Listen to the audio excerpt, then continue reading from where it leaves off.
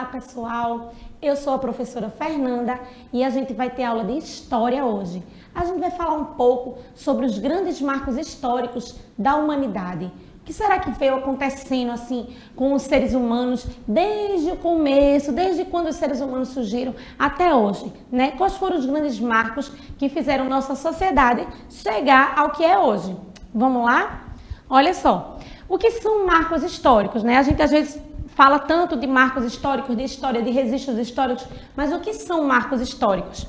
Marcos históricos são acontecimentos de grande importância que, de certa forma, mudaram a sociedade, seja na esfera política, econômica, social ou religiosa.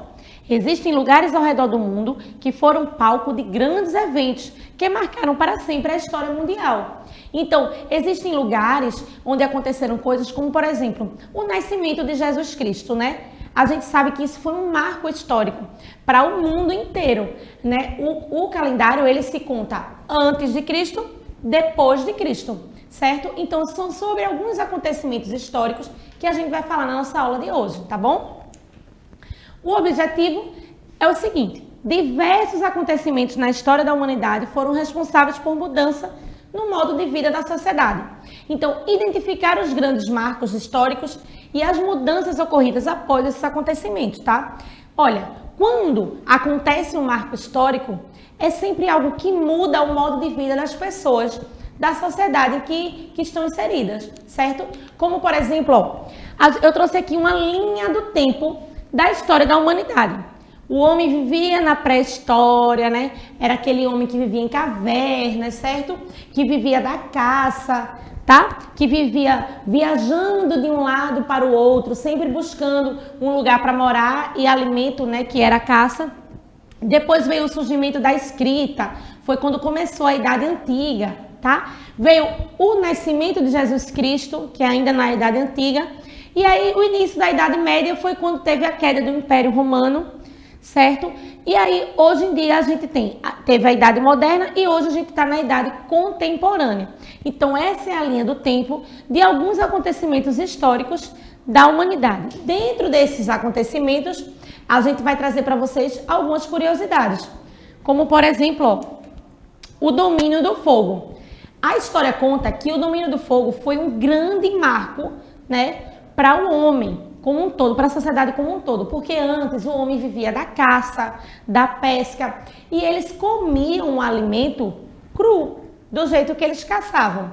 Quando eles descobriram que eles podiam fazer o fogo, não só fazer, mas dominar aquele fogo, o que é dominar o fogo? Acender o fogo, apagar o fogo, certo? Então isso foi um grande marco para a história da humanidade. Eu trouxe para vocês o filme Guerra de Fogo. Ele demonstra como foi que o homem aprendeu a dominar o fogo, tá? Vou deixar o link para vocês aí, se vocês quiserem assistir, é bem interessante. E aí eu trouxe algumas cenas do filme, quando ele começa a fazer o fogo, quando ele começa a soprar e que ele vê como é que ele reagiu àquilo ali, certo? Como é que ele ficou? Mostra bem a felicidade do homem em descobrir que agora ele tinha um domínio sobre aquela natureza e eles iam conseguir. Aí depois eles vão começar a descobrir que eles podem conseguir cozinhar os alimentos, certo? Que eles podem se aquecer do frio com aquele fogo. Então, ó, o homem sempre necessitou do fogo para se aquecer, cozinhar, iluminar e se proteger. A primeira forma de energia que o homem conseguiu dominar foi o fogo. Quando o homem aprendeu a acender uma fogueira, ganhou um aliado para manter o corpo aquecido em climas frios, afastar animais predadores e preparar alimentos, tornando-os mais saborosos e saudáveis. Então, o homem aprendeu que ele podia usar o fogo para se proteger de outros animais predadores, ele podia usar o fogo para se aquecer, ele podia usar o fogo para preparar os alimentos que eles caçavam. E eles começaram a ver que os alimentos se tornaram mais saborosos com isso. Claro que se você for comer uma carne assada, é muito mais gostoso do que comer crua, né não, gente? E é isso. E aí, junto com o domínio do fogo, o que aconteceu depois disso? O homem descobriu a prática da agricultura. Ele descobriu que se ele colocasse as sementes no solo, elas iam dar algum fruto, certo? E aí ele começou a entender que ele podia cozinhar aquelas sementes, principalmente as raízes, macaxeira, inhame, batata doce. E ele foi descobrindo isso depois que ele aprendeu a dominar o fogo. Olha só, No período chamado Neolítico, o homem aprendeu a polir a pedra. E a partir daí, conseguiu produzir instrumentos mais eficientes e mais bem acabados. Em virtude da necessidade, já que a caça e a coleta tornaram-se escassas, o homem descobriu uma forma nova de obter alimentos, através da agricultura. Então, olha só, o homem ele vivia de caça. Chegou uma hora que não tinha mais o que caçar nas redondezas onde ele ficava. Então, ele saía de um lugar para o outro, sempre procurando comida. Quando ele descobriu que ele poderia ter uma nova forma, né, de obter esses alimentos através da agricultura, então foi no período Neolítico. Então surgiu a partir dessas atitudes dos primeiros grupos humanos. Com a descoberta e o controle do fogo, esses grupos puderam fixar-se em um único lugar, não precisando mais procurar outro ambiente para viver em razão do frio, passando assim de nômades para sedentários. Nômades. Essa palavra é bem diferente, né? A gente nunca tinha falado sobre isso. Olha só, eu trouxe para vocês o que eram os nômades, tá? São pessoas, os nômades são pessoas, são sociedades, comunidades, que elas vivem andando sempre de um lugar para o outro. Arma um acampamento, mora um pouquinho aqui. Aí viaja, arma um acampamento, mora um pouquinho lá. Então, os nômades, eles são assim. No início, os homens eram nômades justamente por esse motivo, porque eles não tinham caça suficiente na região, certo? Então eles iam sempre de um lugar para o outro buscando. Quando eles descobriram a agricultura, eles viram que não tinham mais necessidade de sair daquele local para obter alimentos. Eles aprenderam a plantar, aprenderam a preparar os alimentos, né, cozinhar os alimentos. Então eles deixaram de ser nômades e passaram a ser sedentários. Eles passaram a morar e fixar moradia em um único lugar, sem estar o tempo todo de um lado para o outro, tá bom? Um outro marco, né, um grande marco histórico da humanidade foram as pinturas rupestres. A arte rupestre é reconhecida como uma das mais antigas manifestações estéticas do homem ao longo de toda a sua história. O termo rupestre vem do francês e significa gravação ou traçado, fazendo referência direta às técnicas empregadas nas pinturas que representam esse tipo de expressão artística. Olha só, essas duas fotos. O que era isso? Os homens, eles aprenderam a pintar, certo? Dentro das cavernas que eles moravam. E ali eles deixaram registrado o dia a dia deles, os animais que conviviam com eles. Aí sempre tinha eles ou pescando, ou caçando, ou cozinhando. Então, quando se descobriu essas marcas rupestres nas cavernas, a gente pôde aprender um pouco mais de como era a vida desses homens antigamente, certo? Então, por isso que a pintura rupestre foi um marco histórico, foi muito importante, porque através desses registros das pinturas, foi que a gente teve acesso à história de como é que viviam aqueles homens de antigamente, tá? E aí, eu trouxe para vocês uma atividade para a gente fazer, bem legal. Vamos lá? O que é que você vai precisar? Eu vou ensinar para vocês, depois vocês vão fazer em casa, tá? Vocês vão precisar de folha de ofício, certo? Vocês vão precisar de café, pó de café, certo?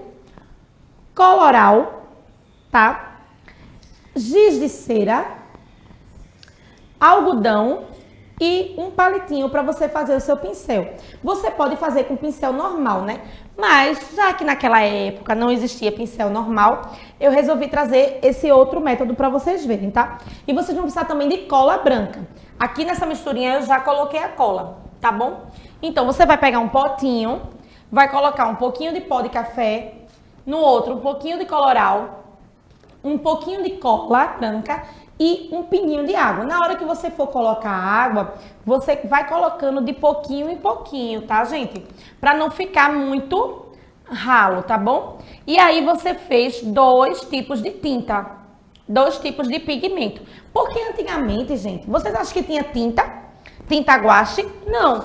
Os homens utilizavam o sangue dos animais, os excrementos dos animais que eles tiravam, alguns pigmentos que eles tiravam da vegetação, e eles utilizavam para pintar as cavernas, tá bom? Então aqui, ó, a gente pode fazer a mesma coisa, olha só. Você vai melar aqui, ó, o algodãozinho, e aí você vai fazendo os desenhos de acordo com o que você quiser, tá? Você pode desenhar, ó, Vou fazer aqui o mesmo desenho que eu fiz aqui na amostra. A mesma coisa você pode fazer com o coloral, tá? A pigmentação vermelha ela já é um pouco mais forte, fica bem legal quando você passa no papel. Estão vendo? Vou fazer só algumas imagens, só para vocês terem ideia. E aí, ó, é uma forma de pintar. Aí, o que é que você vai fazer? Você vai deixar secar, tá certo? Quando secar, o que é que você vai fazer? Você vai amassar, tem que esperar secar, tá? Como eu fiz com esse aqui, ó. Eu fiz, tá bom? E aí, quando seca, você pode amassar. Ô, professora, e amassa pra quê? Porque, pra poder ficar essa ideia de que você pintou, quando você amassa, tanto o pó do café quanto do coloral, ele cai todinho e fica só o pigmento. E aí parece que você pintou realmente uma caverna. Olha que interessante. Certo? São só um experimento, né, gente? Não vai ficar igual ao da caverna. Se você fizer em papel madeira, aquele papel amarelinho, papel de envelope, ele fica ainda mais legal. O papel do pão, o papel que enrola o pão, ele fica mais legal ainda, tá? Uma outra maneira de você fazer arte rupestre é com os giz de cera, certo? Eu separei essas 4 cores aqui, que são as que mais representam o que era utilizado antigamente, né? O marrom escuro, o bege, o vermelho e o laranja. Então, você pega o mais escuro, você passa no papel todinho, certo? E faz esse movimento aqui, ó. Fica assim, tá vendo? Passa sempre o giz de lado, tá, gente? E aí, com os outros, você pode fazer os desenhos.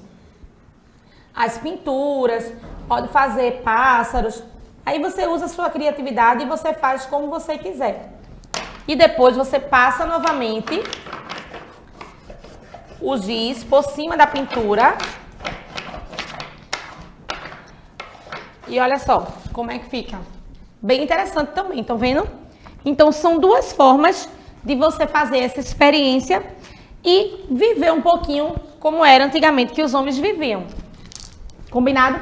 Quando você fizer, tira uma foto e manda para a tua professora, tá bom? Olha só. Depois da atividade a gente vai continuar, tá? Que tem mais alguns outros marcos históricos que eu quero mostrar para vocês. O que é que veio depois da pintura rupestre? Depois da pintura rupestre veio a escrita alfabética. Vocês hoje aprendem o alfabeto, A, B, C, D, mas nem sempre foi assim, ó. Antes eram símbolos que depois foram se transformando em letras, tá? Ó, a escrita alfabética foi um marco na história da humanidade, pois foi através dela que tivemos acesso a registros da história escrita. Desenvolvidas pelos fenícios com base na escrita semita, as anotações fonéticas passaram a ser alfabéticas, ou seja, elas passaram a ter uma ordem e tal, em meados do século XV a.C. Minha gente, faz muito tempo, porque a gente está em 2022, e aí era o século XV, bem antes de Cristo, tá? Dando origem ao primeiro alfabeto a ser usado em larga escala. O alfabeto fenício é composto por 22 signos que permitem a elaboração da representação fonética de qualquer palavra. Então, hoje, o alfabeto que a gente usa hoje, a gente sabe que tem 26 letras, né? Esse tinha 22 símbolos. Depois é que foi se aperfeiçoando e formando as letras. Mas alguns já são bem parecidos com o que a gente usa hoje. Não é interessante? Um outro marco histórico que eu trouxe para vocês são as grandes navegações. Quem lembra daquela história toda de Pedro Álvares Cabral que descobriu o Brasil? Então, Pedro Álvares Cabral chegou aqui no Brasil através das grandes navegações, tá? Foi um movimento, certo? Um processo de exploração do Oceano Atlântico realizado pioneiramente por Portugal no século XV e acompanhado por outros países europeus ao longo do século XVI. Levaram uma série de descobrimentos por parte dos europeus e resultaram, por fim, na chegada europeia ao continente americano, em 1500, que é o nosso continente, né? O nosso continente americano, a gente fica na América do Sul. Então, as grandes navegações eram isso, eles queriam explorar, queriam conhecer as terras que tinham pelo oceano, e foi quando eles chegaram aqui. Isso se tornou uma expansão marítima, né?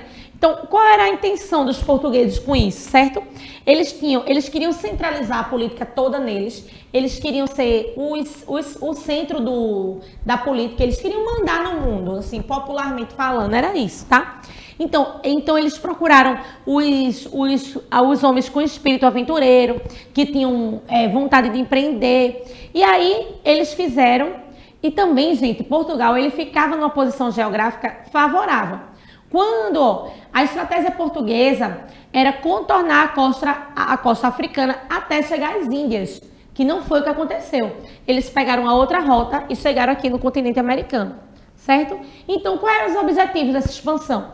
A expansão era de colher, de tomar posse, né? De metais preciosos, de novos mercados, de especiarias, que foi o que eles encontraram aqui no Brasil.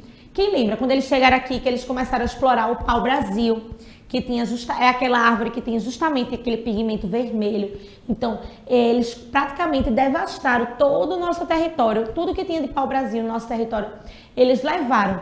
Então, eles exploravam as terras que eles descobriam, certo? E aí, depois, tivemos o uso do petróleo. O que é petróleo, professora? Então, você já teve algum brinquedo de plástico? Pois é, o plástico, ele é feito de petróleo, sabia? Vamos lá, que eu vou mostrar para vocês, ó. O petróleo, ele é um óleo mineral bem escuro e ele é extraído das profundezas do subsolo lá dos oceanos. Então, para você ter, nessa quarta imagem aí, você vê a imagem de uma plataforma, tá vendo, ó? As plataformas, elas ficam em alto mar, certo? E ali, elas ficam perfurando o subsolo dos oceanos, que é onde elas encontram petróleo, certo? E aí o petróleo, ele vem para cá, ó, para uma refinaria, certo? Aí lá são separadas as substâncias e a matéria-prima que é usada para fazer o plástico, por exemplo, é a nafta, tá? E aí os plásticos, quando viram lixo, eles precisam ser reciclados. E é nesse ponto que a gente vai chegar aqui, ó. Veja só.